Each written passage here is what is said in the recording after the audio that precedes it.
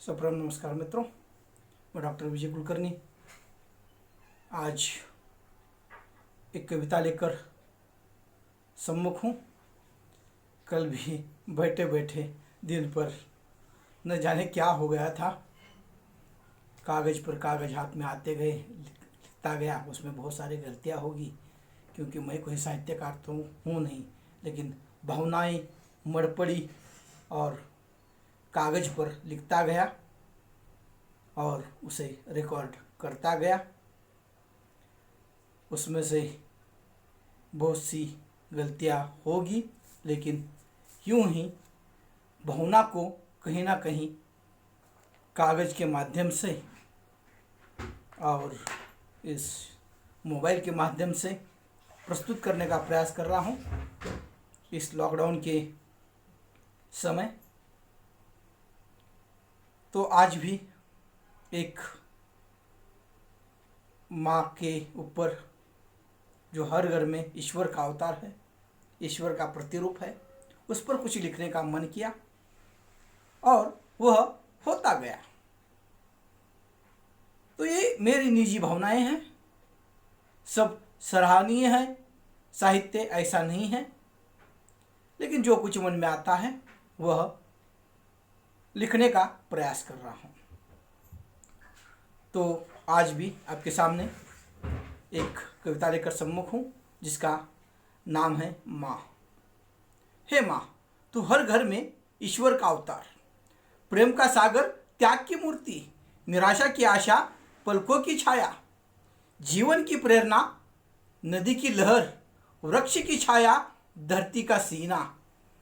न कभी तुझे आशा न अपेक्षा, उदासीनता का सहारा, प्रेरणा की मूरत, सागर सी गहराई तेरे प्रेम में, सागर सी गहराई तेरे प्रेम में, चांद की शीतलता, सूरज की किरण, प्रभात का गीत, अपने बच्चों के जीवन के मंगल गीत, तेरे चरणों में शांति, तेरे पल्लू का सहारा, मानो ईश्वर का रूप हर घर में तेरा, सुबह से शाम तक बच्चों की ही हिफाजत, नहीं तेरे जैसा ईश्वर, नहीं तेरा ईश्वर और कोई, हर घर की तू ही राहत और रौनक।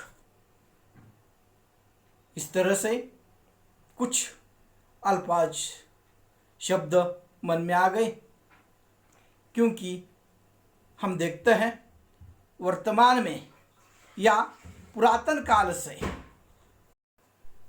जिसमें पौराणिक कथाएं भी हमारे सामने हैं। माँ का प्रेम पाने के लिए ईश्वर ने भी इस पृथ्वी पर, धरती पर अवतार लिया, और उसमें चाहे कृष्ण हो, राम हो, आदि देवताओं ने माँ के इस प्रेम को समझा और माँ का प्रेम पाने के लिए इस धरती पर अवतारित हुए, क्योंकि इस जैसा प्रेम जगत में कहीं पर भी नहीं मिलता, जिसमें कोई स्वार्थ नहीं होता, जिसमें कोई स्वार्थ नहीं होता, सिर्फ बच्चों का जीवन सफल हो, यही कामना होती है, यही कामना होती है।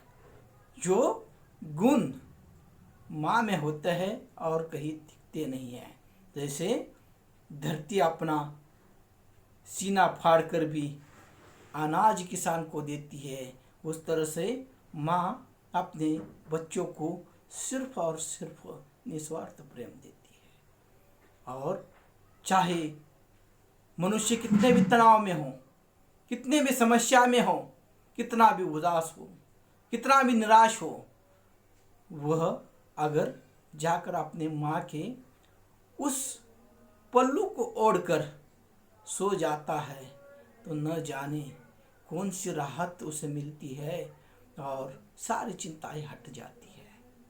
लेकिन वर्तमान में हम देखते हैं कई लोग अपने माता पिता को वृद्धाश्रम में छोड़ रहे हैं। उनके जैसे अभागे शायद ही कोई होंगे, शायद ही कोई होंगे, क्योंकि बहुत से ऐसे बातें हैं जो आप भी जानते हैं, मैं भी जानता हूं, उसे दोहराना आवश्यक नहीं है। लेकिन जो प्रेम है, जो त्याग है, जो मानो ईश्वर जिसे कहता है, वो हर घर में विद्यमान है। उसे किसी अपने संतान से कोई अपेक्षा नहीं होती, उसके सिर्फ मांगल्य की, उसके सफल जीवन की अपेक्षा जिस माँ के पास होती है, वह ईश्वर नहीं तो और है क्या। और इसीलिए माँ का महत्व तो हम इतिहासों में भी जानते हैं, अनेकों राजाओं के, अनेकों वहाँ पर पात्रों के माध्यम से अनेक राजाओं की उस लीलाओं से,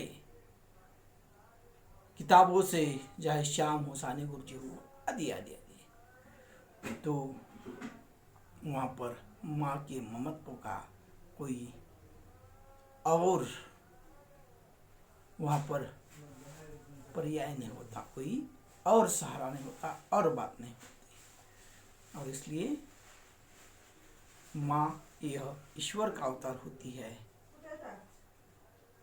और उस माँ के चरणों में एक कविता मैं समर्पित करता हूँ। हर माँ के चरणों को मेरा कोटि कोटि प्रणाम।